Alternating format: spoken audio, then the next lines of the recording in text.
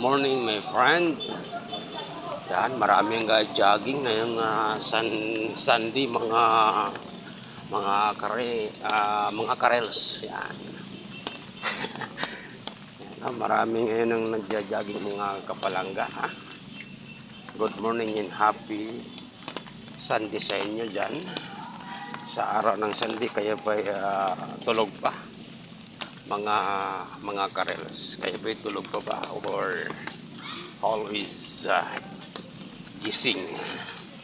Yan, tayo po ay nandito ngayon tayo, no? Sa ating job site, mga karels. Dito tayo ngayon sa